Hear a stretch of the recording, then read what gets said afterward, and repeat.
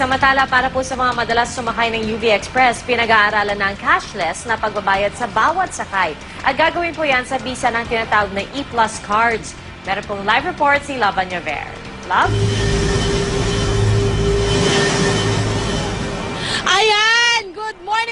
Good morning po, Nevro. Thanks sa inyo mga kapuso. Nandito tayo ngayon live sa May Pasay Terminal. At syempre, hawak-hawak ko ngayon ang aking, may pangalan ko pa yan, E-Plus Tap to Pay card. Ito po ang ipatutupad ng, dito sa area ng Pasay Terminal. No? Pagsasakay po kayo ng UV Express, kailangan nyo lang pong itap sa isang card reader ang inyong card at lalabas na po doon ang inyong, ayan. Lalabas po kung saan kayo pupunta ba? At syempre, makikita rin natin dito kung magkano po ang inyong babayaran. Papakita ko sa inyo. Ayan. At syempre, ito na, magbabiyahe na tayo papunta itong, wait lang. Okay, galing po tayo ng dito tayo sa Pasay Terminal, pupunta tayo ng Paliparan, Cavite. At syempre, ngayon po ay kasama ko, katabi ko na agad si Miss Heidi Esmero. Siya po ang Senior Manager ng E-Plus Tap to Pay para pag-usapan po natin itong bagong kanilang sistema na cashless po ito, wala kayong babayaran. Magre-reload lang po kayo ng inyong card. Ma'am, paano po yung prosesong ito? Alam ko sa Agosto po ito ipatutupad. Pwede po silang pumunta sa any E-Plus booth to get the card.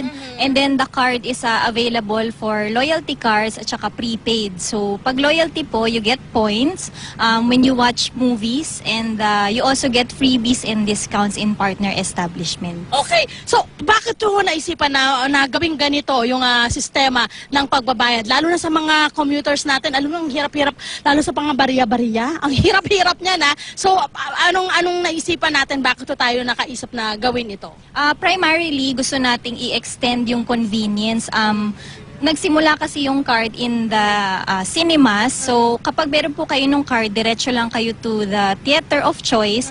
Hindi nyo na kailangan bumili ng movie ticket. So, we also want to extend that same convenience to our passengers in the mall. Okay. So, mas mabilis yung transaction niya kasi na-mention mo nga wala siyang suklian. So, you just tap it and then the exact amount is deducted from the card. Okay. Paano naman ho tayo, hanggang ano yung maximum na pwede po kayong mag-load? Kasi sabi nyo nga, pwede ito bukod sa paggamit sa pamamasahe, pasahe sa UV Express, pwede rin sa ibang mga establishment.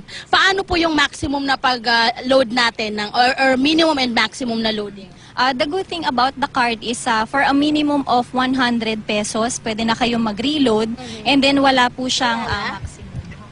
Okay. Wala po siyang maximum as to how much yung pwedeng i-load sa card.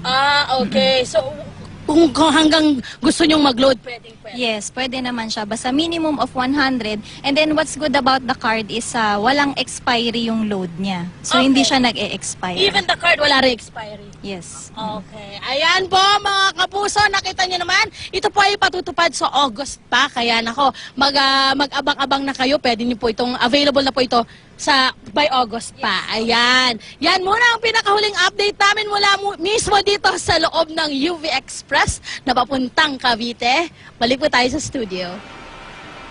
Maraming salamat, Love Anyaver. Live po yan mula sa umaandar na UV Express.